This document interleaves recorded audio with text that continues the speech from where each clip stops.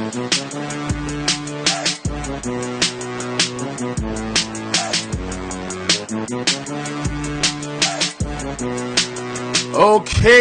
welcome to this Nerd Speaker Podcast. I'm your host, Earnestly. Record this on a late Thursday night as I'm trying to get my shoulder and my neck in order right now. Online, old friend of the pod, Tokeo Jamison, aka Big TJ. My man, it's been a couple months to be on the podcast, man. What's up, man? Hey, man, look, I'm going to go ahead and just lay the record down. Me and EJ are cool. I don't care what none of y'all say, man. Y'all, I heard that we were supposed to be beefing out here in these streets. But no, it's nothing like that. I'm glad to be in the place, EJ. What's happening, man? Well, I was gonna, I told you last week I was looking to tap you for a pod anyway at some point in this couple weeks, but then we got to like nice little discussion on social media a couple of days ago, and it prompted me to saying, well, why wake up weeks? Let's do this week. Let's do it on Thursday. Hey, look, why wait? No time like the present, baby. That's what they say. Space and opportunity. That's what they say. First off, before we get into what we're gonna talk about real quick, I gotta be honest. I've been binging Dinner Time the last couple of days. Dude, so he's yo, you and Kyle, bro. First of all, the last episode you did with Maker Bayfield, aka yeah, we know who it is. LA. I won't put him on. I know it's LA. I know. I ain't gonna put him on blast, yeah. But bro, yo, you crazy, man. You got to meet old Johnny Redwood. Yeah, man. Yeah, bro. Yeah, that was good though. I really enjoyed that episode though. But I mean, I've been binging because I missed a few. So I've been binging at least the last 7 or 8. Which is cool because like it's easy because you guys really only go 15-20 minutes an episode, so it's not that hard to just get in and get out. You know what I'm saying? So, but yeah, the show seems to be doing really good, man. You and Kyle are really gelling. I appreciate it, man. I've known him. I mean, pretty much as long as I've known you. When you really think about it, I mean, we're going on 7 years this year. So, and it's not very often that you meet a cat. Like, honestly, I thought, and I told Kyle this whenever I went to see him in December. I was like, bro, you could have been catfishing me, man. Like, I was on the airplane with my wife, like, look, Nell Carter is going to be there to pick us up whenever we get up. This is not, like, Kyle Nash is not real. Like, something's going to go wrong. So I definitely put my family on a plane, headed to Florida, on a pipe dream, hoping that Kyle was real. Unfortunately, it worked out. Yeah. What's really funny though is I've known, like I said, you just mentioned you and I have known Kyle for about 7 years. I have still not met him in person yet though.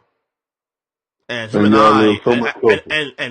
and Tokyo, the dude is a regular on his pod. Like he's on his podcast, especially during the football season. He's on his podcast every week. You feel me? See? I've still not met this guy in person yet, though. Even G.W. Graz, G. Stelios has met his guy at least twice. So I'm gonna go ahead and put this out there, man. If I make it back I'm not gonna say if. I know I'm going to make it back, of course, to that great state. If I'm down there in anywhere in that state and we don't meet up, then I don't know what I got to do, man. I mean, post-apocalyptic world, I don't know if you can be in my tribe anymore.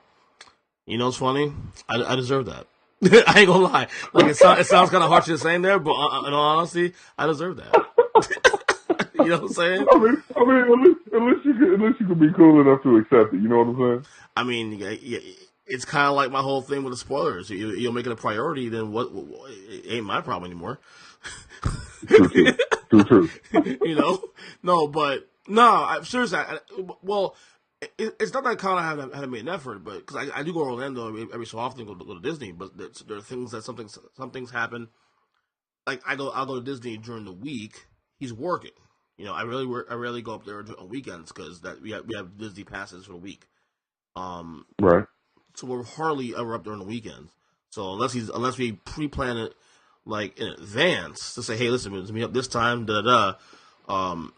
It's pretty much it doesn't happen. You know what I mean? So that we got to work on that, man. I mean, I got to work on that, definitely.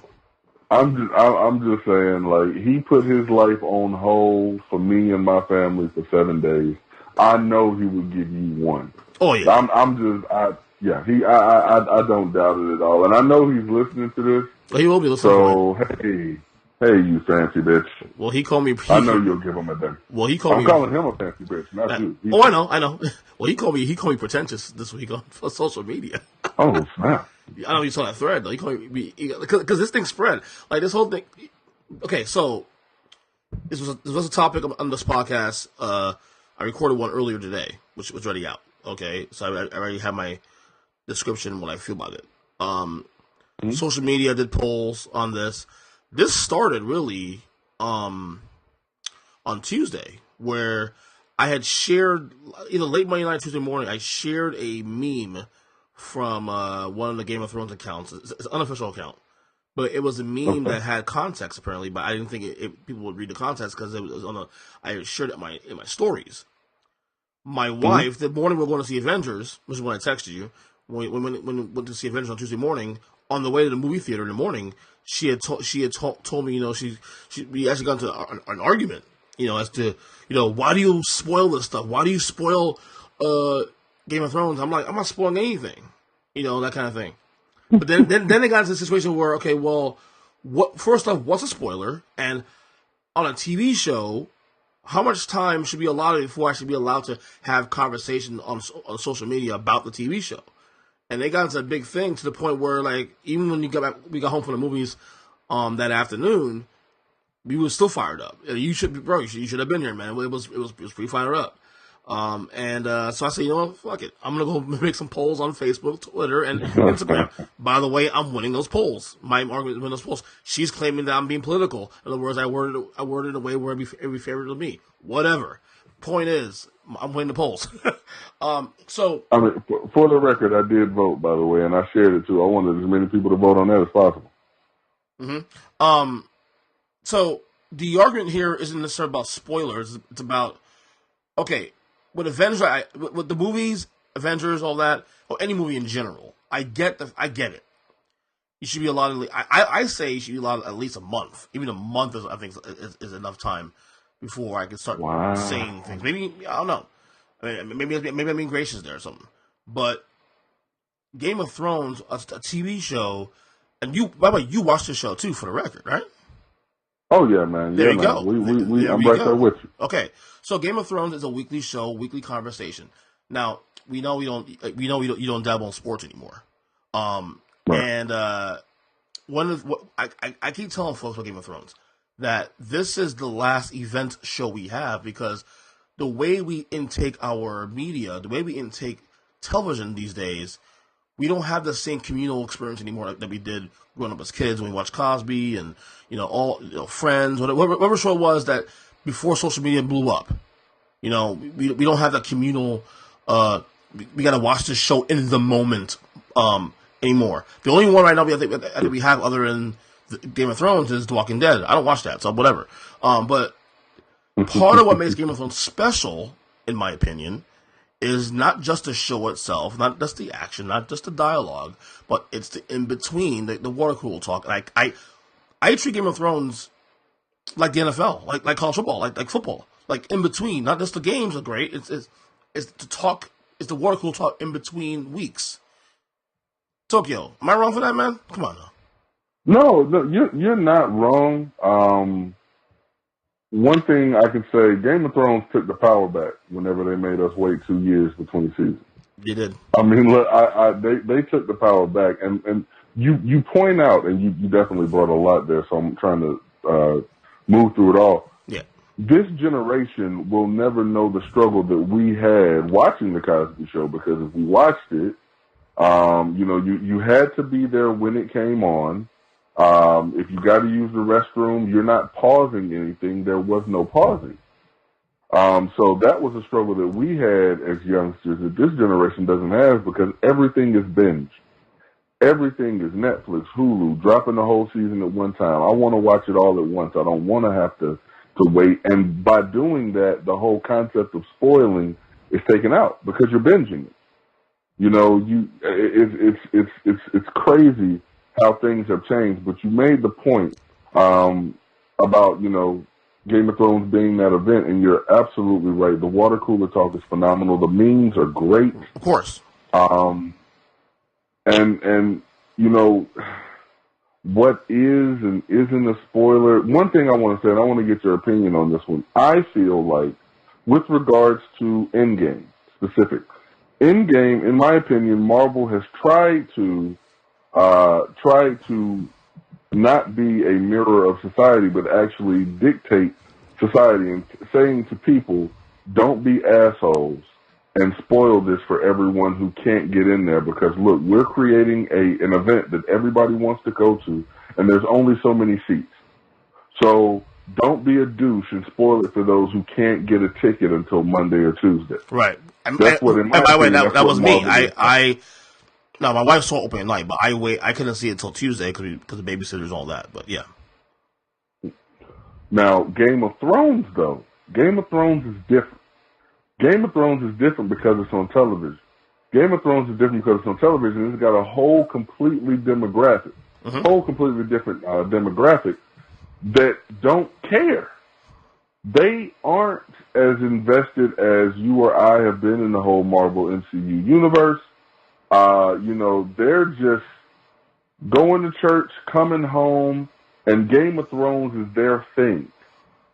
So if that's the only thing they got going on as far as entertainment is concerned, they want to be able to talk about it. I don't even necessarily think they consider themselves spoiling.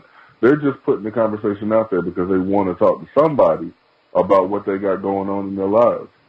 Right. Still assholes. Why?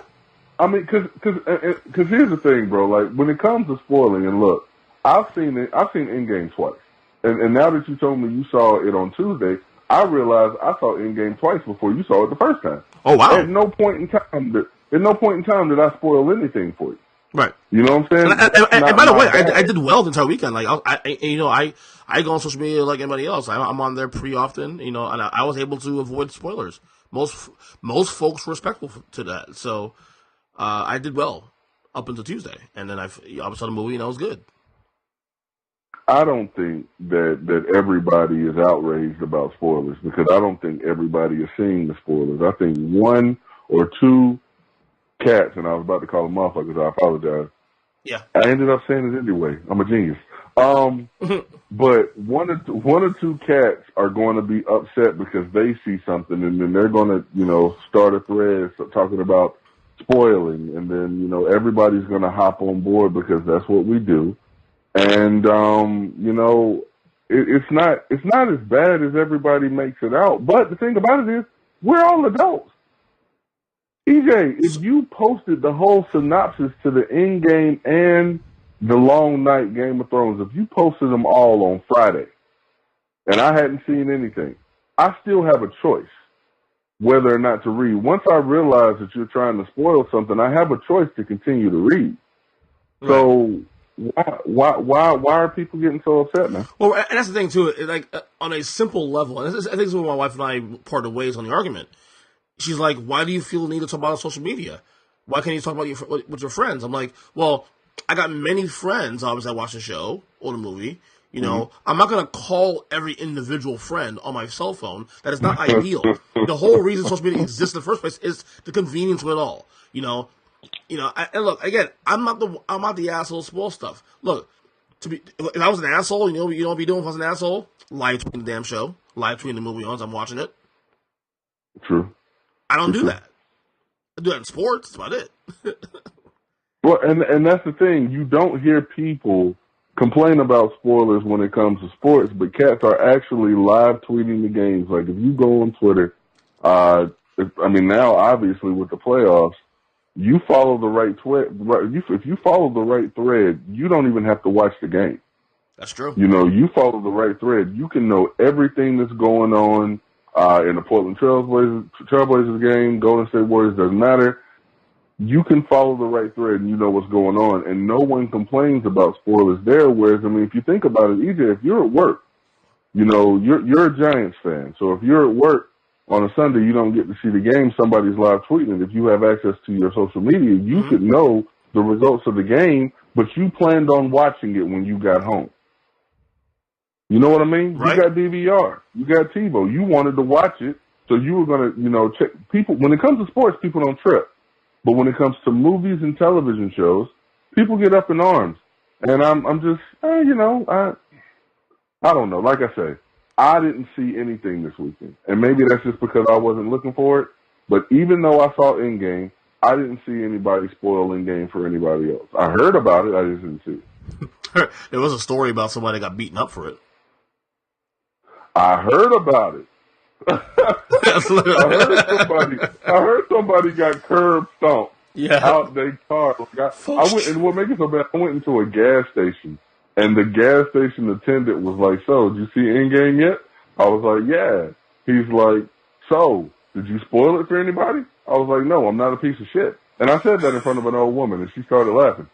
And then he's like, "This one dude tried to spoil it and got stomped out." I was like, "See, that's what happens, man. People doing to their guns." So you're saying, based on what you just said on your synopsis, you're saying that it ain't that serious. That this is actually more social media outrage. Another episode of social media outrage. Just cause. Absolutely, it is. It absolutely is, because I agree with you. The majority of the people that regardless of whether we're talking Twitter, whether we're talking, look, if you got people spoiling movies for you on your Facebook, you're doing it wrong. Okay, look. I got 69 friends on my Facebook. Every last one of them know that I like cinema and I like television. They're going to ask me before they post some shenanigans. If I got to worry about going on Facebook and seeing a spoiler, then I got the wrong friends. Twitter is one thing. I don't know how many followers I have. I got a lot. And I don't know how many people I'm following. So I got a whole lot of different stuff from a whole lot of different places. But Facebook, specifically Facebook, ain't a thing for me because I don't have anybody on my Facebook that I don't know. True. So I'm not worried about Facebook ruining anything for me. And if you are, I'm gonna repeat this again. You're doing it wrong because you basically got too many people on your Facebook. Too many people got access to you. Shut that shit down. Right. So in the case of Game of Thrones, because obviously we go back to the whole where this all started. In my case, in my household, in my marriage, because it's my wife and I, and the passion that we had in this discussion. Right. Do you believe that 48 to 72 hours is enough adequate time before I can feel comfortable posting things on a TV show that, by the way, there's another episode coming up on Sunday, so the conversation is going to change anyway. Is 3 days enough time? 3 days is more than enough time, bro. Thank you. Because there's going to be another episode on Sunday. Right. All right. So let's look at it in the span of a week. So Sunday to Sunday, those 2 days are out. So you're talking Monday to Saturday. All right. Mm-hmm. So Monday and Tuesday, you're being respectful and not doing anything. By Wednesday, Wednesday is speculation time, man. Yeah. And here's the thing, and I actually did bring this up with Kyle in LA when we were doing the pre-show. Yeah. Your terminology on the poll was hilarious to me because you say, "Should I be allowed to post spoilers after 48 to 72 hours?" And I'm sitting here thinking, that's your social media, dude. You pay for that phone. How am I going to tell you that you can't post what you want on your shit? On a simple level, yes, I agree. It's not against the law either, I'm not Julian Assange, Wikipedia, on WikiLeaks, not that kind of shit. It's friend code, ultimately, is what you're talking about. You're talking about friend code. You're talking about, and again, on Facebook, it's not a thing. On Twitter, if you don't like somebody spoiling shit, unfollow them. But 72, to answer your question, yes. 2 to 3 days. If by Wednesday you haven't watched it, bro, then because all bets folks got legit mad when I posted that. Friends got legit mad when I posted the little meme. I'm like, Oh, my bad. I didn't know you were watching the show also. Oh, and then the other person got mad at me is still on season 2. I'm like, season 2, number 1, season 2, I didn't have kids yet. Season 2 was season 2 was Obama's first term. That's not my fault. Yeah, season 2 was 8 years. That is a you problem. Yes, it is. Sorry. It absolutely is. Yeah. And I'm not even too proud to say it. The Long Night was a great episode. The Senorita Traveling Pants and myself, we watched that episode, right? So we watched it Sunday night when it came on live, and then on Monday before, because I went to see Endgame on Friday by myself. I went back again on Monday. Without your wife? Huh? Okay, so I like how you checked me on that one. So first off, bro, let me go ahead and put this out there. I asked for permission to see it so that I can do Hilarity by Default on Saturday. Of course, yeah. Makes sense. So I needed to see it. So yeah, my wife had to work. I asked for permission. She said it was cool, so I went to see it, knowing that I was going to go back and see it with her whenever she was ready. Fortunately, she told me she was ready on Monday. Monday is her day off. I was off. So we had tickets set up for 10:45. We watched The Long Night again Monday morning before going to see Endgame. Bro, you're insane. I am. It's ridiculous. I at least gave myself a 1 day gap before I went to see Avengers. I saw Long Night right when it came on Sunday night. Gave myself 1 day to recover and then go fucking Tuesday to Endgame. That's just too much emotions in the span of 6 hours, bro.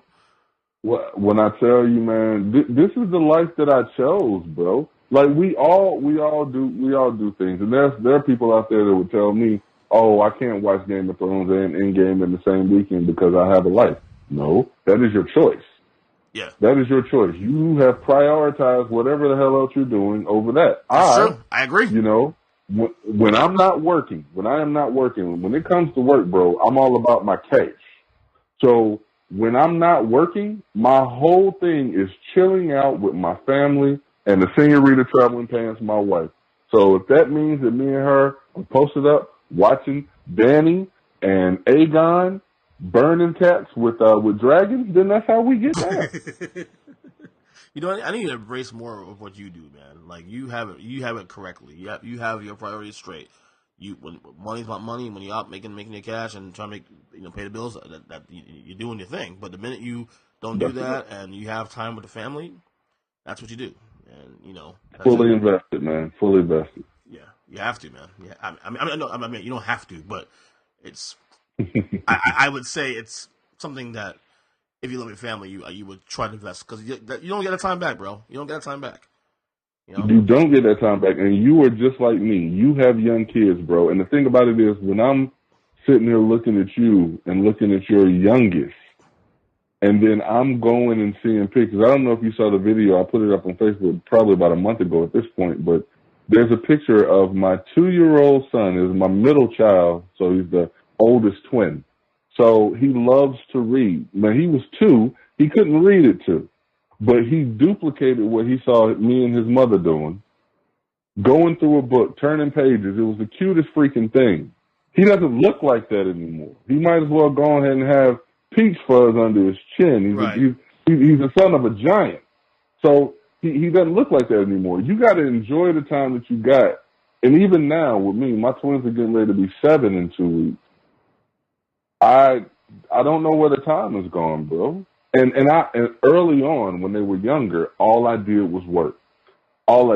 And I missed out on so much. I missed first steps. I missed first words. Hell no. Never again. Priorities have been fixed, man. Nah, I'm with you. I remember when I had my first one, we made a decision for my wife to stay home. I decided to work more.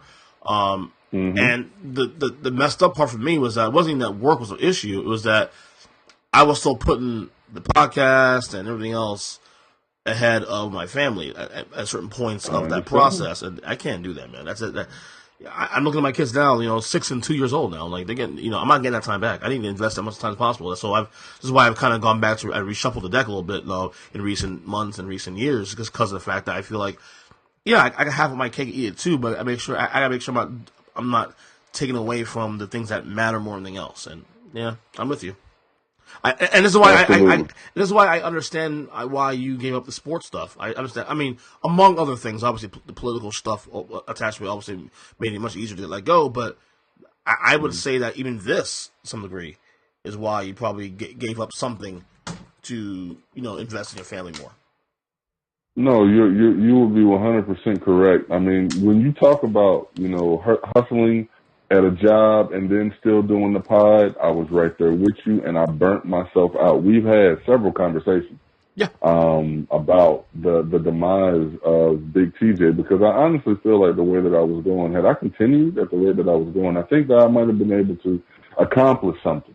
That would have made me happy, and I would have been able to do this full time. But I did not have my priorities in check, and I burned myself out. And the thing about it is, bro, I don't have any regrets. I was talking to Maker Bayfield, I guess we're going to call him, on the show, and we were just reminiscing on some of the things that we did. Like, bro, we hosted at a restaurant every week where they supplied us with food, they supplied us with booze, and the only thing we had to do was say thank you on the air.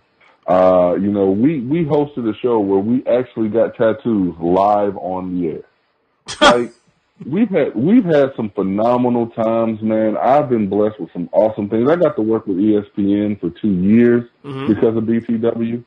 So yeah, I don't regret anything. And now where I am now, with everything that I went through, all the heartache, all the drama that was really bullshit. Really, really bullshit. We're all grown ups. We shouldn't be beefing at all, considering. But I look at all the stuff I've been through, bro, and everything, I wouldn't change a thing, because where I am now is phenomenal, man. Yeah. And the thing about it is, I'm not, you know what I normally do. I normally have a J or two whenever I'm doing the show. I am completely clean right now, bro. This is crazy. Yeah. This is complete. Yeah. I got nothing on me. No, I'm sort of maybe not as extreme, because you obviously had a lot more highs and lows in between that got you where you are today. We discussed on this podcast quite a few times, actually, in the past. But I find myself kind of like, looking back in like time that I should have invested in other things, I suppose. And let me be clear, I don't regret doing what I did, and even getting burned out to a point. But getting burned out taught me more about, okay, what I should and shouldn't do, and what I should invest and what I should not invest. That's why I backed away. That's why all the places I used to write for, I sort of stopped that for a little bit. Also, I gotta be honest, I was telling someone, it's funny, people approach me these days too a lot more in a way where, that trying to get into this podcasting game. You and I have been doing this for years. I mean, we go near a decade now doing this. I mean, I've been doing this show for almost 10 years. And they ask me a lot of things, and I gotta be honest with you, when they say, people go like, well, obviously you love sports, and you talk about sports, I gotta be honest with you, that gets kind of annoying, because like, I don't want to be known as a guy that just does sports. You know what I'm saying? Like, to me, because I'm into a lot of this shit, bro. Like, we haven't spoken about one thing about sports on this like tonight. Right now we're 28 minutes and 14 seconds of the conversation, and we haven't spoke one mumbling word about sports tonight. You know what I'm saying? Right. I talk about Thrones. I talk about wrestling. I talk about life. Parenting. Like, one of the things I love about the show I'm doing now, especially with this, and I've turned it that way in recent months, is I started to personalize the show a lot more.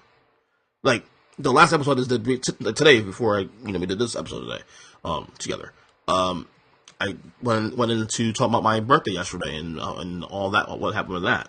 Now, do I talk about sports in there also too? Yeah, I do. But I don't have to go in depth like I used to. You know what I'm saying? So it's one of those things where, like, I think I finally got a balance, man, to where I'm happy. And I'm kind of, that's why I feel where you're at, bro. I'm so happy for you. I know you ain't, you're not doing this for my acknowledgement, but I'm saying I'm happy for you, because one thing that I see a lot of people do, a lot of people complain about the situation that they're in, and at no point in time do they take a step back and actually audit their life to see what is important and what is not. Right.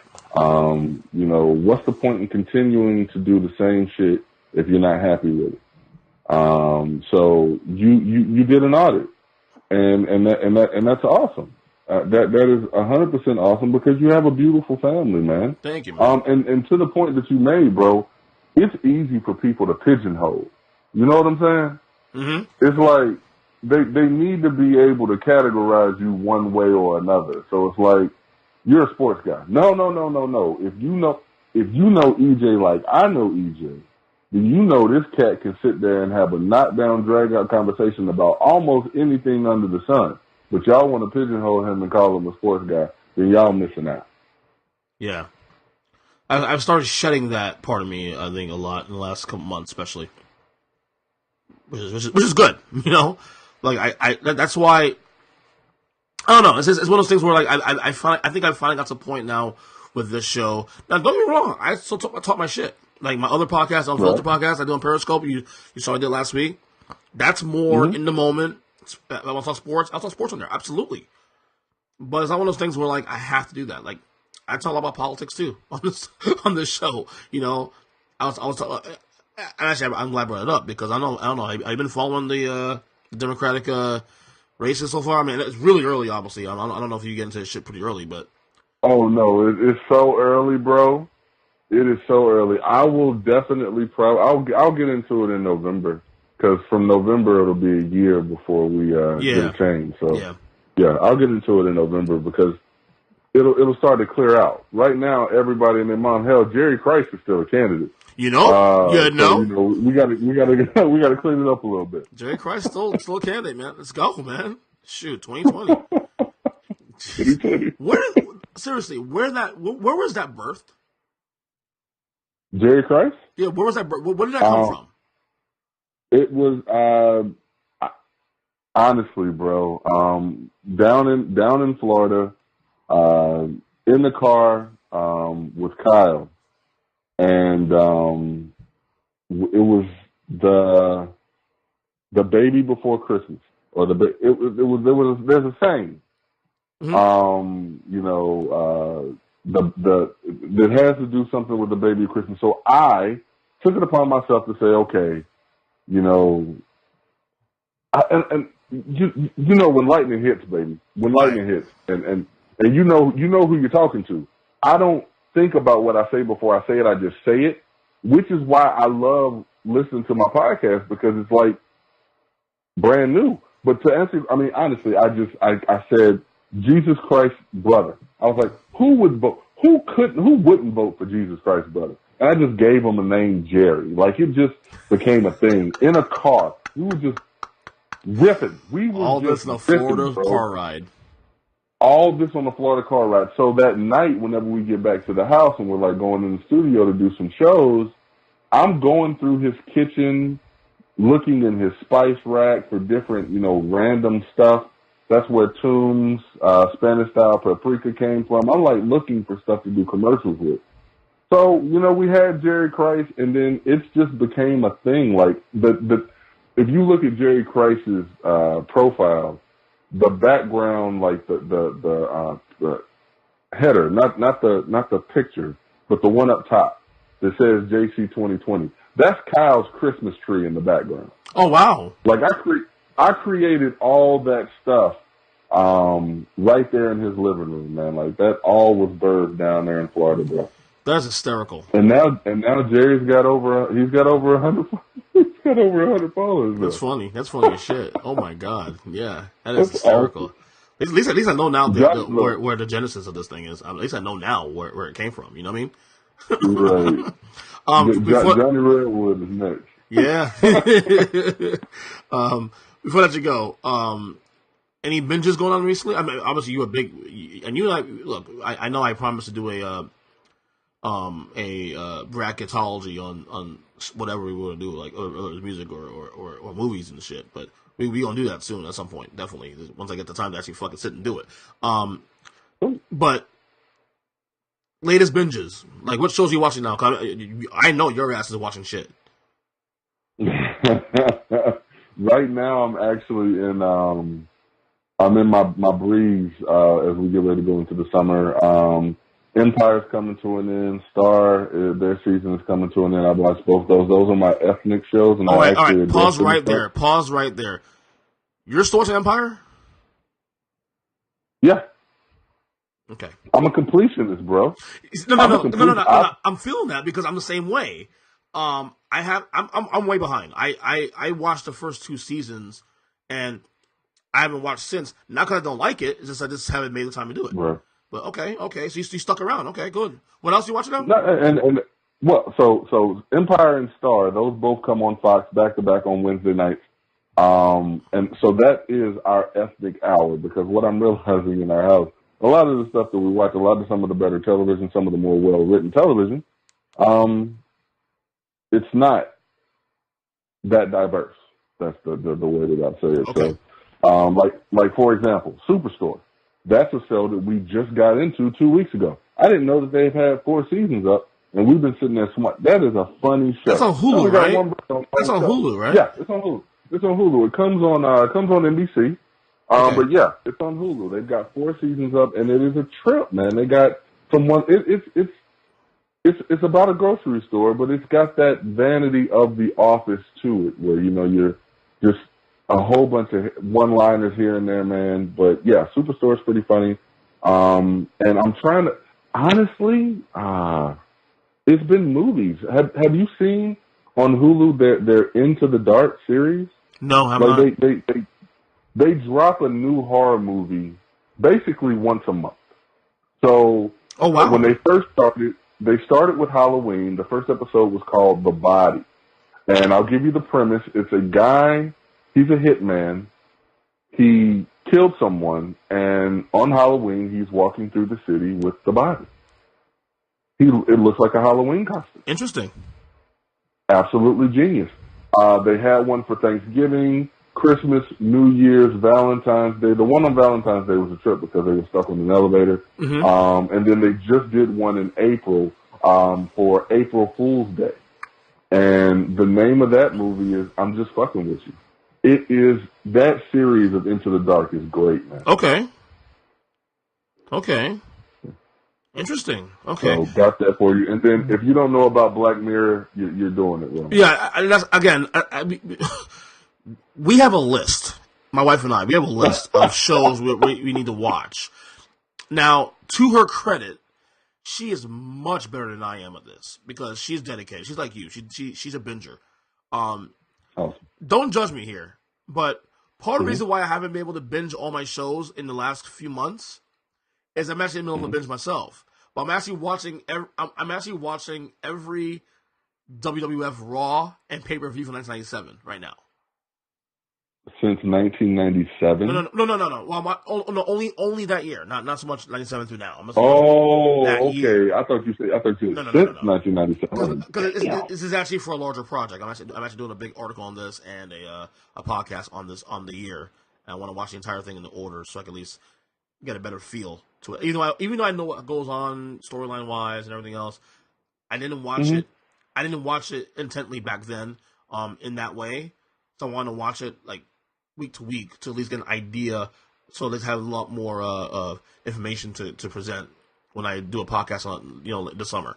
So I'm more than halfway through now. I'm in July of '97 now. So that's what's gotten in the way. That's what's gotten in the way of me lately is watching. But see that right there, that's a project. I can respect that, man. Ultimately, that's like work for me. I do got somebody though that I want to link you up with because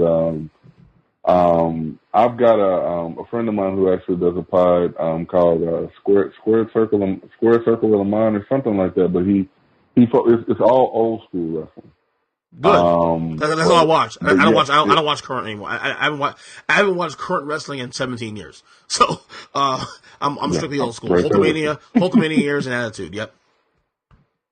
Sweet. I will definitely because I got both of y'all friends on Facebook. I'll link y'all up, man, because I think y'all would have a good conversation. Yeah.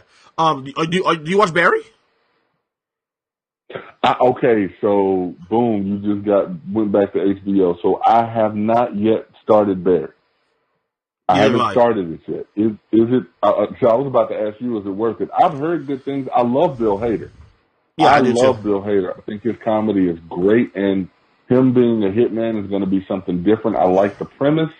It's just I hadn't had the opportunity because I just got HBO back for Game of Thrones because I cut the cord a long time ago. Oh yeah. I don't see a point in having 15 different streaming services and paying for internet. It's the same price as having the freaking cable.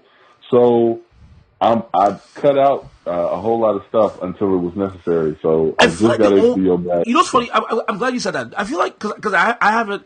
I'm like you. I stream. I have Hulu, Amazon, Netflix, HBO, Stars, Showtime. Some of it's shared by other people, but most is paid by me. Mm-hmm.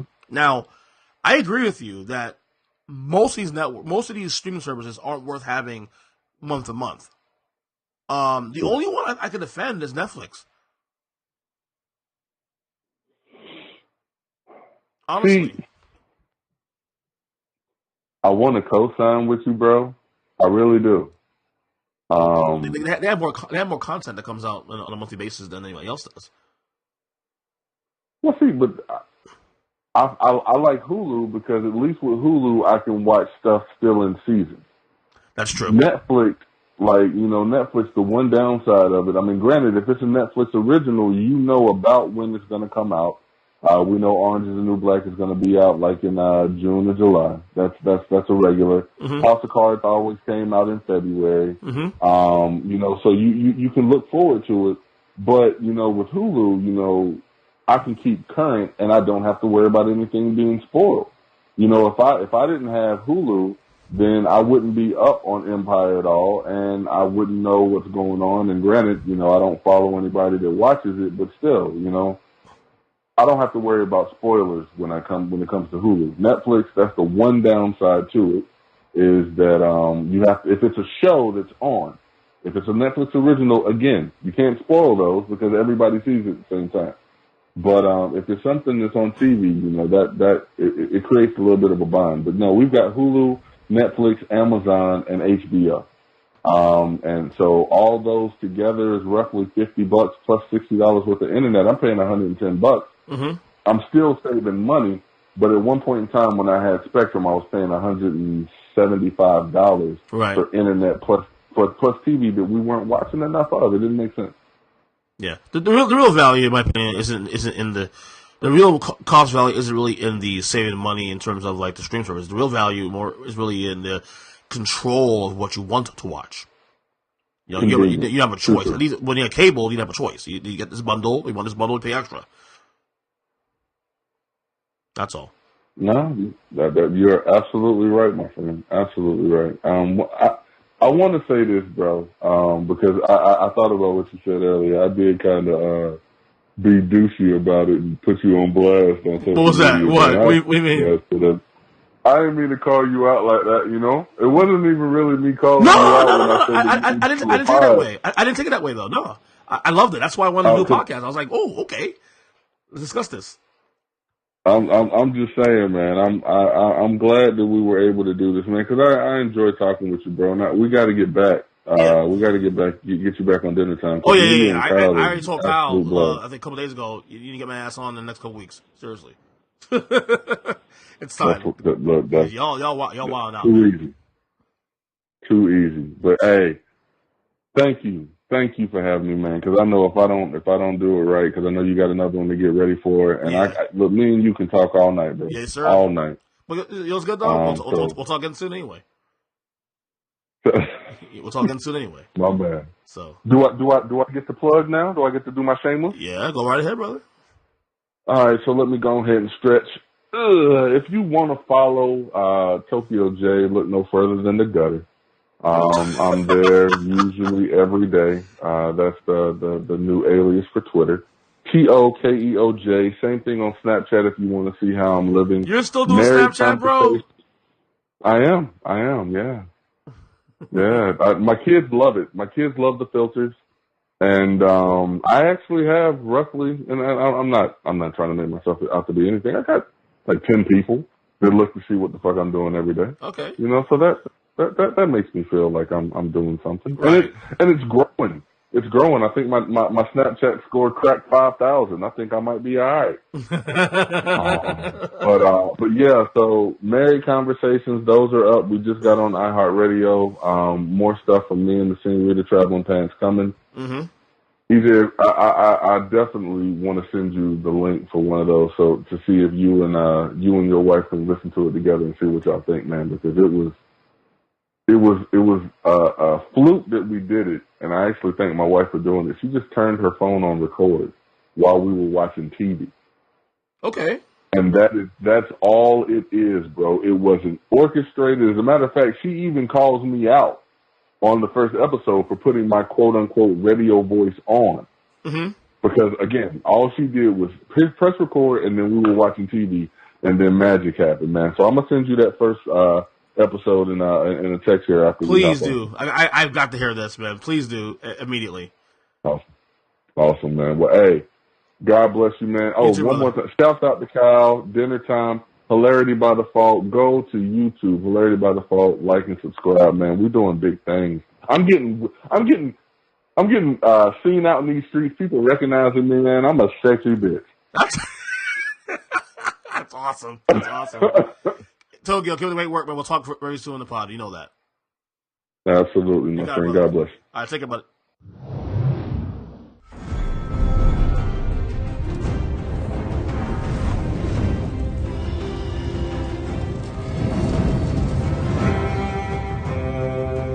Okay, on the line, of course, this is now week number 3 of Thrones Talk with the man, D-Wil, Darrel Wilson, a.k.a. Spitz Games.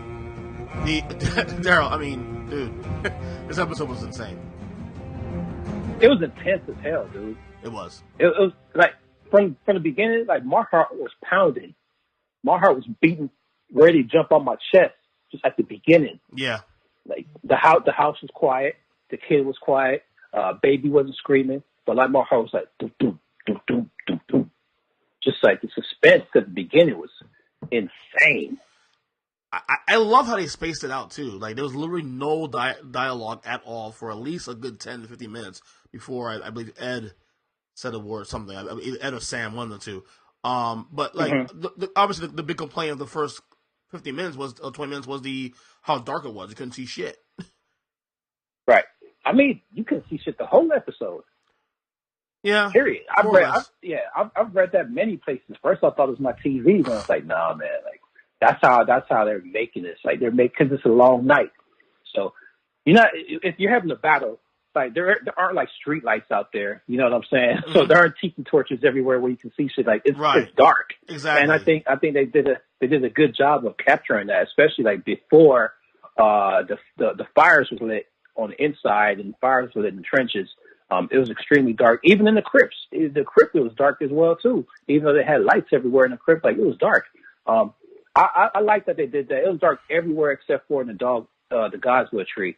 So, yeah, man, the directors, they did a fabulous job on this. There wasn't hardly any dialogue needed at all except for, like, the key points where they had it. Right. The saving grace of the darkness was the fact that I kept my house dark the entire episode. Like, I made sure I had all the lights off.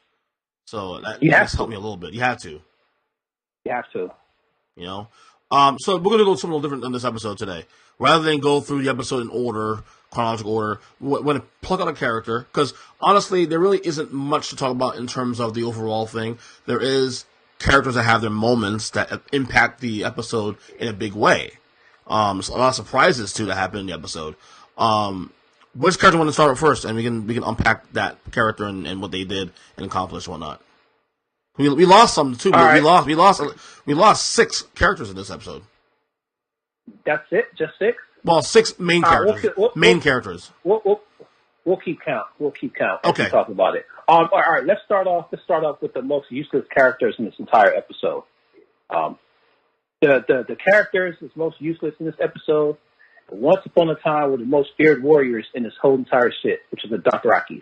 They're the most feared warriors throughout this entire series. You know what I mean? Aside from the dead army. Right. And, they killed them off early. Like, they killed them off early. Like, they got out the way and, like, you never saw anything from the Dothrakis again except for the ones that came back.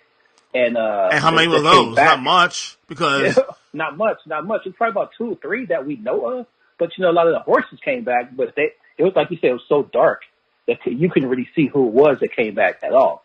But it makes sense though. I saw them get raised. Mm-hmm. I saw them get raised from the dead. That's the only reason I know that some of them came back. They're like, oh, this is Dothraki here. Okay, they came back. All right. But it made sense too, because if you're gonna, I mean, not to insult the Dothrakis here a second, but if you're gonna send your first army troops into battle, that may have the least of help to you by virtue of intelligence, they would be the ones, because they're all brute. All they do is eat and fuck. That's all they do. Eat and fuck. Tactical error, though, man. That was extreme tactical error. It's like, why are you sending them out to charge where you can't see shit? Like, they're out there, but they're just like running out into what? Like, you can't see anything. I thought the way they showed that when they go in there and you see the lights, which we'll get to that in a second with Alessandra, because she played impact this episode in a big way. Seeing the lights bright, and then as you see the panning of the Dothrakis going into the cold winter night, it's like every flame is going out, every flame is dimming, and I was like literally shaking, like, oh my god, that was great cinematography. You talk about Melisandre. We could break her down to 2 parts. Go ahead. Break her down to 2 parts. Like, obviously, the part that we're gonna save for later, but the 2 parts, like, she deserves a lot of credit for helping win this battle. I'm not even talking about the key points with their inspirational speeches. Just the beginning, how she hyped them up. She lit their swords on fire, sent them my way. But the second time is when she lit the trenches. Like, the battle was not going their way at all. Like, they were getting handled. Like, they were getting their heads chopped off. Everybody was getting stabbed up, dropped. All type of shit was happening. And they couldn't do anything, so they had to fall back. And they had the whole plan to light the trenches to keep the whites from crossing the battle lines. Nobody collided. Arya was shooting arrows into the trenches. Like, everybody was trying to light it. You even saw Grey Worm. Grey Worm was about to lose his shit. Like, man, what am I about to do? Like, we can't get this trench lit. And there you go, Melisandre. Her and Grey Worm, they didn't show the conversation, but they both speak the same language, and they have to have some type of conversation where Grey Worm decides to get his troops, the Unsullied, to form like a little barrier around her so she could go light the fire. She lit the fire. If it wasn't for her lighting the fire, like, all them motherfuckers would have been dead. Oh yeah, on arrival. It would be like a 35-minute episode, bro. Absolutely.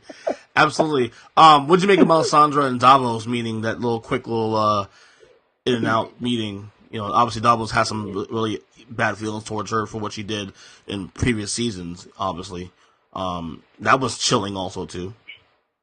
It was too, and obviously we saw that coming from the last episode where Davos ran into the little girl that had the bird marks on her face, reminding him of Shireen. But Davos needs to let that shit go. Like, man, you guys are about to go to war. Like, save all the petty conversations for later.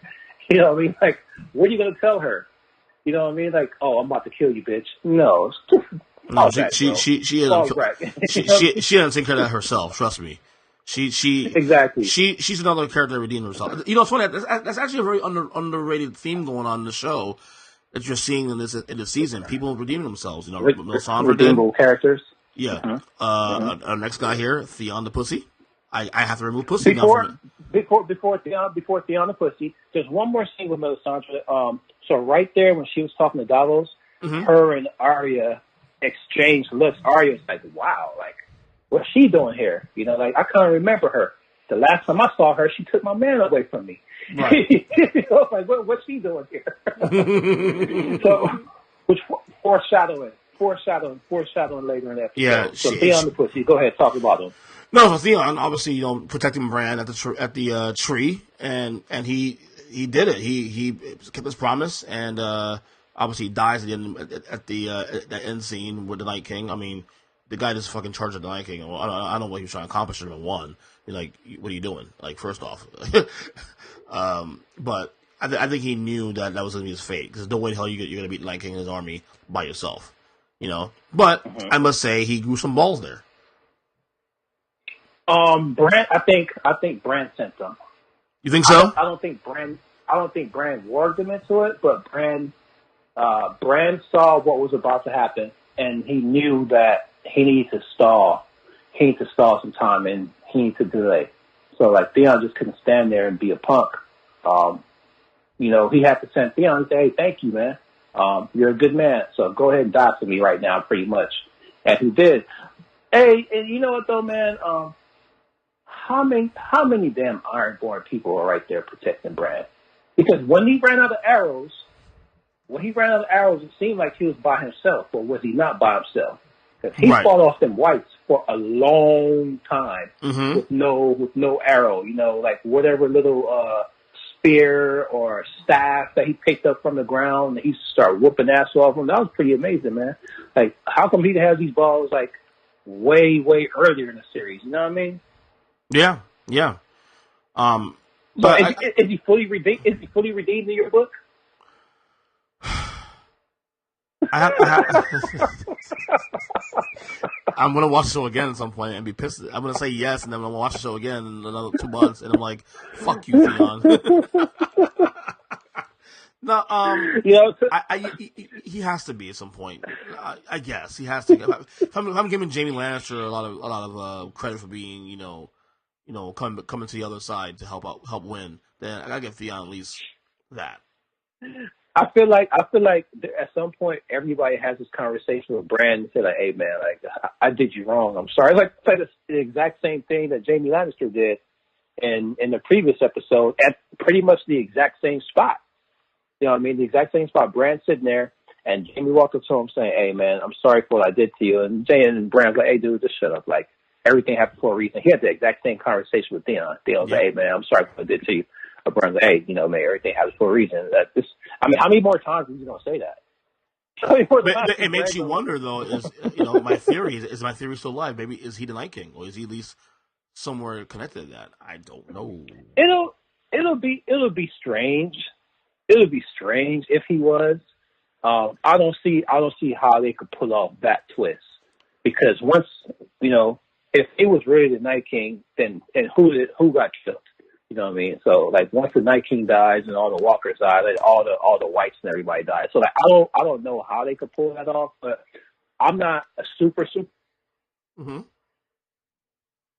expert on all the magic and all the mystiques and all the crazy little fantasy hysterics that goes on with this. So I can't even call it anything could happen. Right. All right. So. Went from Theon. Theon used to be pussy. He's no longer the pussy. He's gone. He's pussy. He's pussy dead. Let's go to 2 pussies in this episode. So it's really 2 of them. One was the obvious Sam. Sam had no business on the battlefield. Yes, I have to agree. He got people killed. He got so many people killed that tried to save him. Mm-hmm. He got his boy Ed. Ed got killed because of him saving his ass. Mm-hmm. And somebody else, I forget who it was. And, the Hound. The Hound, the Hound is a pussy, but Sam, we saw Sam there at the end of the episode laying down in a pile of bodies. He's like, "Hey, John, help me." And John just looked at him like, "Dude, like, I ain't got the time for you right now." Yeah. Did you catch that? John looked at him. Yeah, like, I did catch that. I ain't about to stop and help you. I ain't about to stop and help you right now, man. I got things to do. Well, yeah, the Hound. I wanted to say, this nigga, what are we doing?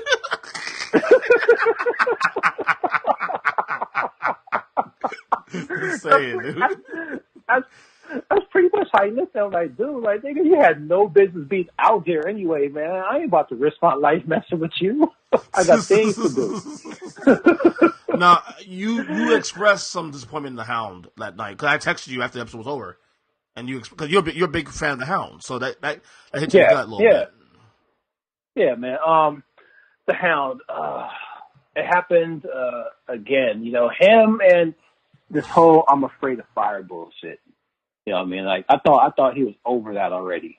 And that's really to me what triggered this whole cowardice in this episode. Like, he was really a coward.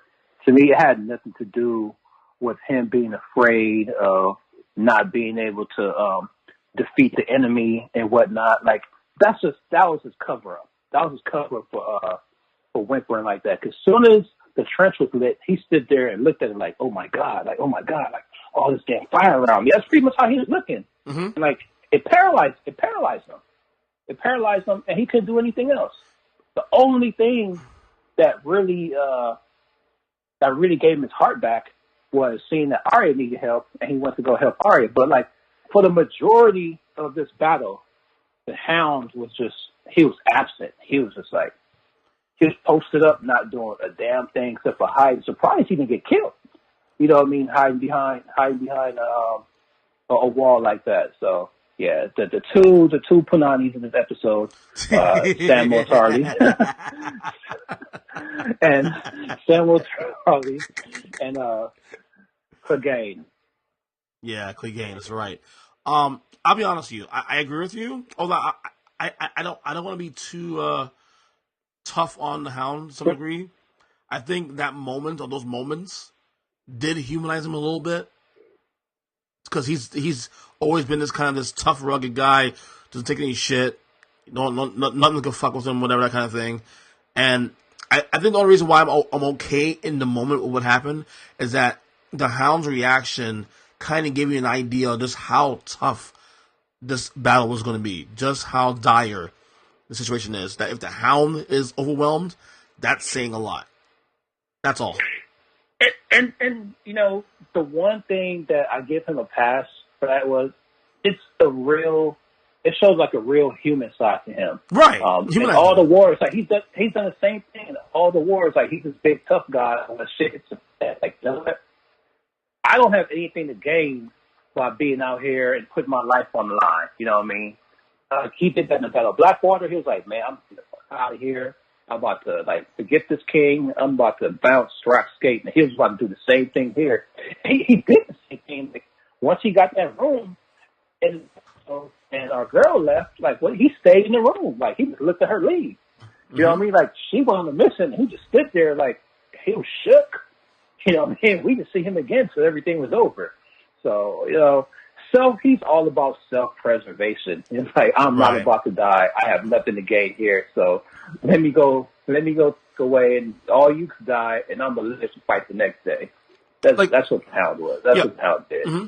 I mean, are we sure Arya is not the heart and soul of this entire series? Because, I mean, you probably said Jon Snow for a long portion of the entire series that he's the heart and soul of this whole show.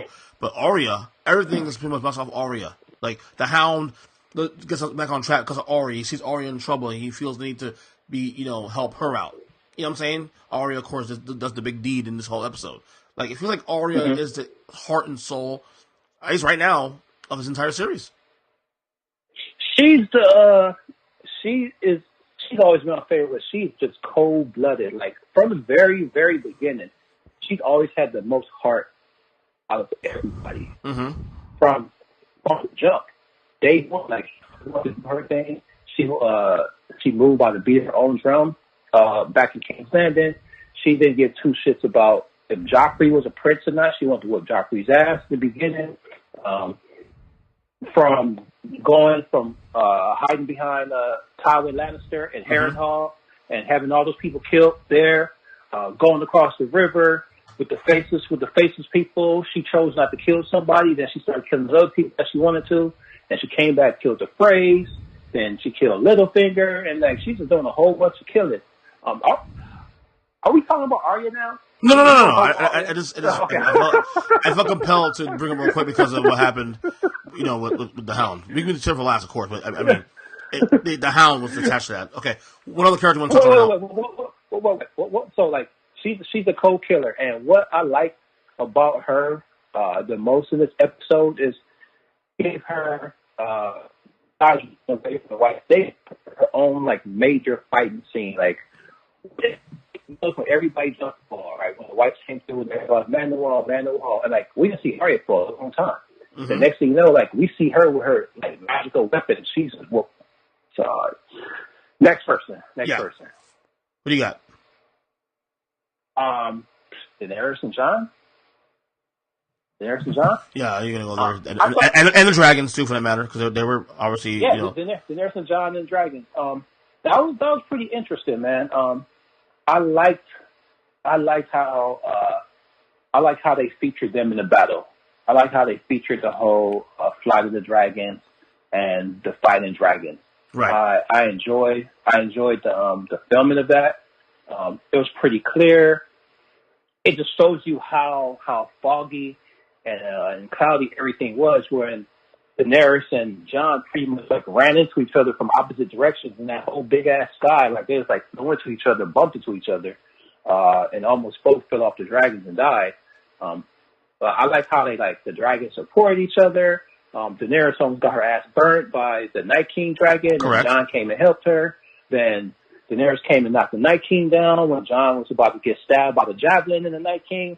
I love that whole battle sequence, man. It's sort of like they use the dragons like they were airplanes.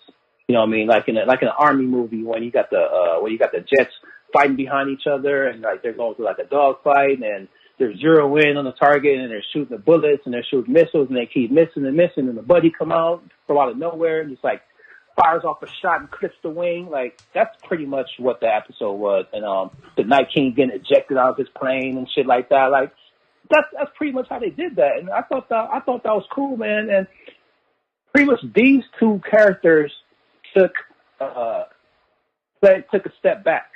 You know what I mean? And they really did. Like they really did. Like they weren't really featured because they weren't on the ground. You know. In fact, I'll go so far as to say this real quick.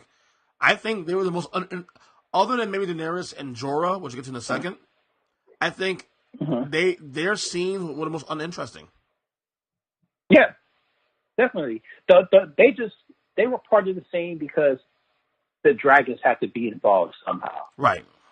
You know what I mean? The dragons had to be involved in the scene somehow. And, you know, we could just skip. Daenerys played a big role with her fire blowing and clearing off a whole bunch of the whites in the battle. But pretty much, like it was, besides the whole dragon fight, Daenerys and Jon were the least interesting people in this episode. And I think that's by design, to be honest with you. Because I think they'll become even more interesting in the next 3 episodes to come. Yeah, I'm not mad at it. I'm not mad at it. Neither am I. You know, yeah, Jon, like he couldn't do anything. You know what I mean? Like he was pretty much useless. You know, he tried to fight. Like he pissed me off so much, man. Let me tell you why he pissed me off. Why? All right. So Daenerys blows the fire. Right, the dragon on the Night King on the ground. And obviously, the Night King didn't get killed by the fire. He just looked up at her and smiled and tried to hit her with his spear or javelin, whatever you call it, and missed. And he starts walking off. You know, heading to the castle. Jon pulls out his blade, starts running after the guy. Right, he's running. He's following him, right, stalking him down. He almost gets there. Night King stops, turns around. Jon, what does he do? He stops. Why do you stop? Like, do you want to catch a fade with this guy or not? Do you want your head up with this guy or not? Why are you stopping? You know, he stops, get closer to him. You know, then all of a sudden, when the Night King starts raising all the dead, you want to start running again. If you would have kept your ass running, you'd have caught up to him and you'd have got your one-on-one. Naive Jon. You know, I don't know if he would have won. I don't know if he would have came out victorious, but he would have got his one-on-one. But instead, he got surrounded and had to get saved by a lady again. So, anyway, then he tried to kill a dragon by himself at the end of the episode with no sword in his hand, just shouting in the dragon's face. Come on, Jon, you got to do better. You got this guy should not be king. Everybody wants him to be king. He doesn't want to be king. Yes, right. Because you would not make a good king. You make some of the dumbest decisions there is. I think he's naive. I think he's naive. I mean, I think he's a blend of naive and aggressive. Like, obviously, Daenerys is a blend of aggressive and you know, and everything else. But I don't know why. I don't think I'll go so far as say Jon is a good king. Jon is empathetic enough, but he needs to be strong when he needs to be. I think some moments he's a little bit naive. But that's kind of the character. That's why his character is so you know, loved because of that, because he's humanized. You know what I'm saying? All right, I hear what you're saying. So there are 3 people that there's really no need to talk about. Okay. Who played? 4 people. So Tyrion. No, not Tyrion. Brienne. Grey Worm. Tormund. There's more than Brienne, Tormund. Grey Worm. No. He did a little something. Okay. Jaime Lannister. Yeah. Jaime Lannister. And Podrick. So it's Brienne, Tormund, Jaime Lannister, Podrick. Like, they're still alive. That's what is good. They're all still alive. Yeah, they're still alive, and they just play like minor roles in the battle. Like they really didn't get featured all that much at all. Like none of them. Grey Worm played that big role, which he provided that barrier for Melisandre. Right. And they showed a human side to him that you hadn't really seen, except for when he got stabbed up by the Second Sons in previous seasons. Grey Worm was really vulnerable. He was sitting there like, man, I need to be a leader. Like, what's going on here? Like, I don't know what to do. And he was shook. He was worried. Like, he thought he was about to die too. Everybody, if all the whites came through the barrier. So, but do you know who's not a pussy? Grey Worm. Never. Yeah, he can't be. He can't be. He's unsullied. He's unsullied. Yeah. Tyrion. You mentioned Tyrion. Tyrion was down in the crypt shooting his shot. Oh boy! And I think that the subtleties of him and Sansa getting closer is going to play a big part in the upcoming episodes in terms of the throne, because obviously it's not confirmed that Tyrion is a Targaryen, but we all suspect that he is. Oh, we suspect he is now? Do we? I mean, I do. I know. I've been beating this drum for the longest. I know that. I don't know who else. I don't know who else agree with me. It's just not official yet. It's not official. That's all. But so he was down there shooting. He was down there trying to get him some, man. He was really down. He was really down there trying to get him some. He was shooting the shot. He was drinking it. He was drinking his wine, and she was like, "Boy, he was the old Tyrion." Like, if you don't stop, if you was up there, you're gonna get your head chopped off just like everybody else. Yes, just sir. sit down and chill. Is there anybody else we need to cover before we get to Arya? Bran is another one we're gonna cover. Bran. Do we really have? I don't. Besides him being like the puppet master, yeah, I don't really think you have to cover Bran. Badass Lyanna Mormont. Yes. Who's also not a pussy. Also not one. Yes. Badass Lyanna Mormont. She called shots in this episode. Mm-hmm. She called a lot of shots. Open the gate, man the wall, like do this and do that. Like she was running the show. Like that's a as leader. Far as like all the troops on the inside. That's a leader. Yeah, she was running the show. The Giant came in and knocked her silly, which I thought was crazy. Giant came in through the door and she was standing there, got knocked crazy. Then, she came up, picked up a piece of dragon glass, and she was like, let me go kill this Giant. Like, that was badass. Like, India. I like that she did that. India. Mm-hmm. I like that she did that. They let her go out, pretty much like Cleo and set it off. Yeah. No, she was badass. She was actually one of the highlights. She's actually one of the. If I did a power rankings right now, she'd be in top 5 definitely. No doubt about that. Yeah, she'd be top 5. So I guess that leads us to now. Wait. Okay. We can't go there. So we actually have to talk about before we get to Arya, before we get to Bran, we got to talk about. We already know Arya's MVP. All right, we got to talk about Beric. Yeah, another hero, another unsung hero. Mm-hmm. Beric is definitely a hero. He's been a hero for a long time in the show, a long time. He was, Ned Stark's one of the most people that Ned Stark trusted the most. Ned Stark hired him to go kill off the Lannisters, or earlier in the show. He never accomplished all of that, but now he's here and he's saving Arya Stark. Arya Stark doing her thing in battle. And the Hound is there just like a punk. And he's like, oh, like, it's over. And he looks over and he sees Arya. Like, tell her that. Like, she don't think it's over. We need to go help her. Like, forget what you're doing. Like, we need to go help her. Up in the house. Arya's about to die. He threw his flaming sword and killed the White to let Arya get up and sacrifice himself for the girl. Right. Like, that amount of the pep talk to the Hound, then the human sacrifice. Without him, our hero Arya is dead. Yep. Point blank. Period. You know, I wish it was a Hound. I wish it was a Hound that died instead of Barry. Oh wow, you let down a lot. You remember the Hound is a favorite character of the whole show. Yeah, man, he has been because he's funny. You know, he's been funny to me, and like wow, I like the relationship that him and Arya have, man. But like this whole cowardness stuff, you know, like really like the war. Like I don't want to be next to him. Right. I want to be next to somebody like Beric. You know what I mean? Because first of all, man, Beric, I love that guy's voice. Yes. Like, he got the best voice on the whole entire show. Mm-hmm. he got the best voice on the whole entire show. Like I want him to do a voiceover at some point. he may do so on the show, man. Barry, Melisandre, back to Melisandre. The ending, yes. Melisandre gave the best fourth quarter speech, last 2 minutes of game speech ever in the history of battles.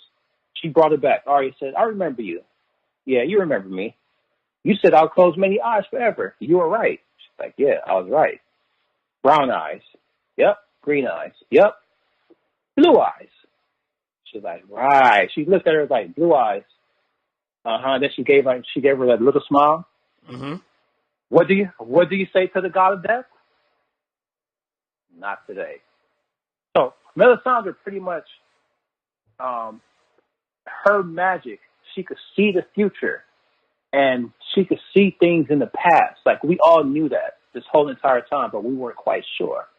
The whole, what do you say to the god of death? That was a callback from, what is the guy's name?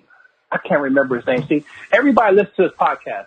Just know that Ernest and I, when we talk about this, like we don't have a script. Nope. So like I don't have like a list. Hell no. I don't have notes in front of me or anything and like you know this. Funny, all though? off the top of the head. I find today's show actually a lot smoother for it. I'm dead serious.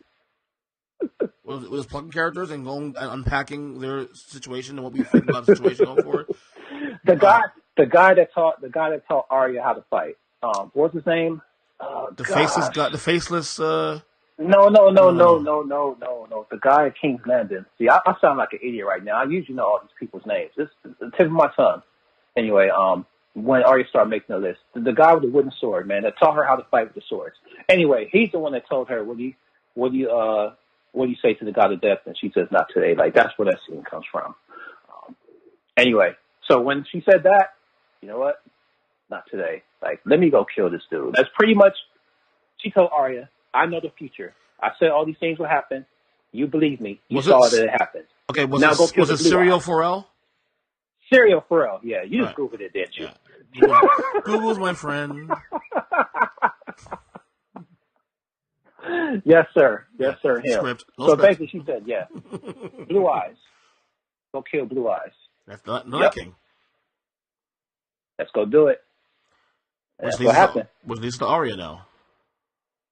MVP. I'm assuming the scene where she got her head bashed in against the wall and turned back into a mortal. I thought that was probably like the best way that they played this whole thing out. Right. Because if she wouldn't have got her head bashed in, none of this stuff would have happened because that made her vulnerable. Right. You know, like if she was just a badass killing everybody, like she wouldn't have got herself in that vulnerable position. She wouldn't have got to a place where she could talk to Melisandre to get the pep talk. Like she was even thinking about going to kill the Night King herself. Like she was thinking about playing her role. You know, what John and everybody said in that little war room, in the green room, everybody has their station to man, and you play your part in this battle, and that's what she's been doing the whole entire time. So when she got her head bashed in and had to run for her life and duck in the library and go under cabinets and tables and duck around corners and all that type of shit to find herself trapped in that room where she got trapped in. Should have never got that speech and should have never thought, you know what? I'll train with the faceless man. Like, I'm a cold ass assassin. Let me remember who I am. Let me go kill this fucker. None of that would have happened. She would have got her head bashed in. Right. Promise you. Promise you. They've all been dead. I will say this though: the ending. I'm happy with everything happened. Obviously, it did feel a little anticlimactic, though. I will say that it felt the way she killed Night King. It just felt a little too easy. Maybe I'm wrong. Maybe I'm a little spoiled, but it felt a little too easy. Dude, she did the Jordan right to left switch on the Night King, homie. Mm-hmm. She did. She did the Jordan right to left switch, except she did left to right. You know? Yeah. She did the Jordan. I tweeted that. I tweeted when it happened. I was like, oh. Wait. So you're saying? Wait. So you're saying Night King's the Lakers? Stop it, dude. That was the Lakers. I mean, I'm a Magic guy, but that was the Lakers game too. 91 finals. Come on now. I set myself up for that one, huh? You did. That wasn't an insult. I was rooting for Lakers that series to win that series, but you know. Hey, pretty much so, man. It's, the Night King had a little dynasty going on. So had a little dynasty. The Night King is the current Lakers with Jeannie Buss. And she did the right. She did the right. I'm just ignoring that she said that. Yeah. She did the right left switch on him. He thought he had her. He thought that he had her. It was like, oh, but you thought you were going to do something to me? You sound like you're okay with the ending, the way she did that. I'm good. I'm good with it. Okay. Because I love her so much. You know what I mean? Like, I'm glad that she's getting a shine. Yeah. I don't know what role she's going to play the rest of the way. I talked in the past about how she has to kill Cersei. Like, I don't know if that's what's going to play out or what, but it'll be great if it did. It'll be great if she completes her list. You know what crossed my mind though when she did that to Night King? I'm like, this same woman just got deflowered not even a few hours before this. So she lost her virginity and then kills the Night King. Wow. Insane. Got her swag. She has sex for the first time, kills Night King. Checklist, baby. Yep. Checklist. Bucket list getting crossed off. At any point, did you feel like when the Night King was approaching Bran before Arya came in and stabbed him, did you ever feel at any point in that scene that, holy shit, Bran is Night King? Because that started to cross my mind a little bit. It's like, ooh, wait a second, maybe they're bonding. And then he goes with a sword, of course. I'm like, never mind. Did you feel at any point that maybe... What I was hoping for the most was for them to make the Night King talk. I wanted him to say something like, I finally got you, or something crazy, But they did the typical villain mistake with the Night King, like they always do with villains in movies. Like, Night King didn't just walk up to Bran and kill him. Like, he walked up to him, stared him down, was kind of cocky a little bit, took his time, and all that time cost him. That's what they do. All the villains will say like, "Hey, I got you in my grasp, and I'm doing this and doing that. Ha ha ha! I'm about to kill you." Then they end up not killing them. Like you're just saying like when she talks. Can you imagine him doing all that, and he goes and says his first words, so like Michael Jackson. Hey, how are you? I'm gonna kill you now. Jesus Christ.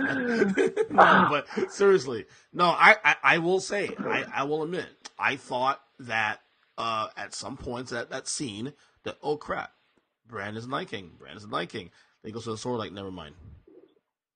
I can't I can't help it, but I always like find a couple things in these episodes that just wasn't really realistic, and how come this didn't happen this episode?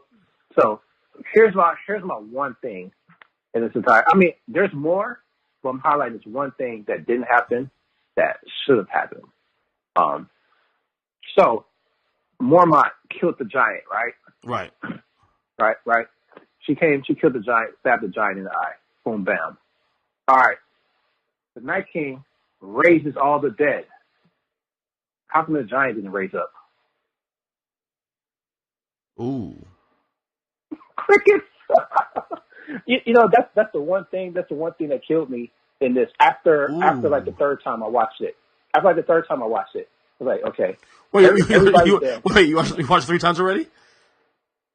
Man, I watched this thing like 6 times, bro. Oh my god, you're obsessed much? I watched this thing like 6 times, man. Okay. I mean, what I did every time I watched it after like the second time, I fast forwarded all the way to the time where she lit the fire, where Melisandre lit the fire, because that's where like the real battle started. Right. You know, and everybody came and then they came over. So like right, the whole true. 30 minutes, the first 30 minutes, like I skipped through that. But yeah, you raise the dead. Everybody comes up from the dead. Right. Everybody, like all the whites, everybody that was killed got raised up. But the giant should have got raised up too. If the giant got raised up too, like it would have really been all hell breaking loose. You know, but like that didn't happen. So that's my one beef. Maybe a giant didn't maybe he wasn't feeling it. He wasn't feeling it. Like, nah, I'm good. I'm good. He wasn't feeling it. I'm good. I'll tank. I'll tank. Lottery time. Now if I did a power rankings right of this episode, Arya won with a bullet. I would have gone Lyanna Mormont and then Melisandre and then Jorah. And then I'd probably put Tyrion for shooting a shot. I mean, I'm not mad at that, but you gotta have Beric up there though. Yeah, too. Beric's up there too. Yeah. Beric and Melisandre is right there underneath Arya. I have Jorah there too. Jorah fought to the end, man. Yeah, he fought to the end. Like he died for his queen. He died for his queen. And a lot of people talk shit about Daenerys, but you know, she killed a lot of whites, and she saved Jon's ass too. And she even got down in battle herself and was swinging a sword. So Jorah and Daenerys then. Jorah and Daenerys. Yeah. They're there. At the bottom of this are the Dothrakis and Samuel Tarly is at the bottom. Jon Snow somewhere at the bottom. And the Hound even bottom of that because he fucked up. Yeah, exactly. He's at the bottom of that too. Before we go, it's been said now that the next big episode now, because everybody was saying episode 3 of the season was the big one. The next big moment coming up is episode 5. Mm-hmm. So I'm assuming that this episode coming up is going to be figuring out how much army left, what's going on, recovery, and start the push to King's Landing. Now, I'm predicting I'm going to love this next episode because I like the episodes that really don't have that much fighting. Me too. I'm the same way, brother. I am the same way. I love the politics, so this episode is going to be full of politics. What I think is going to happen that they didn't show in the trailer, like this whole Bronn confrontation has to happen. And she told Bronn to go kill her brothers if they somehow didn't get killed by the dead. So they didn't get killed by the dead. So we got to see what happens with this Bronn confrontation. I think coming up. I think this episode is going to be like the first 2 of the season. I don't think it's full dialogue, no action. Yeah, I think there's going to be some action going on. Little squabbles, probably within the factions, probably within the factions itself, but that's about it. Yeah, so they got to bring back Aegon and Daenerys. They got to bring that back. Mm-hmm. So like that's definitely going to happen. Well, we definitely got to check in. I don't know. We haven't been in King's Landing in 2 episodes, so we'll definitely check in King's Landing this episode. Got to. Yeah, we haven't seen anybody in King's Landing since episode 1. We were in King's Landing last episode. We weren't. We were. Episode 1, yeah, not episode 2, right? Episode 2, we were in King's Landing.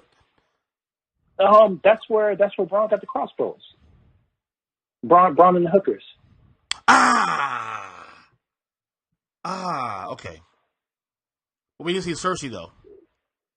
Bronn isn't episode 2 where Cersei and Euron have sex? No, one. That's one. That's one. That's episode 1. Okay, yeah. So those first two episodes are kind of blended together. But yeah, that's where Bronn got the crossbows.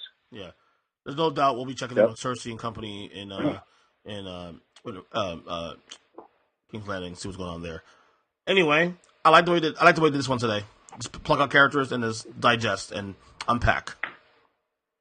Yes, sir. Actually very, very dotheled. So I guess till next week. What do you think happens this episode? Any predictions? Because we had deaths. Dothraki's died, obviously. Jorah's gone. Mm-hmm. Beric Dondarrion's gone. Lyanna Mormont's gone. Melisandre's gone by aka suicide. Pretty much, it is suicide. I wish more characters would have died. I'm not even gonna lie. Yeah, all considering, I wish more main characters would die. Yeah, all considering. Well, I think maybe that's coming up now. I think all considering, the biggest character that died was Jorah. Uh-huh. Yep. Made me sad though, but you know. Uh-huh. So. Like more people should die. Like Podrick should die, or Brienne or somebody. One of those characters. I'm glad Brienne's still with us. I'm so Brienne. I'm just glad Brienne Tormund's still with us. As long as Brienne Tormund's still here, we're good. another storyline, huh? Yeah. Well, you got to add to it still. You know, I mean, I guess it's also catering to the mainstream too, a little bit. I guess.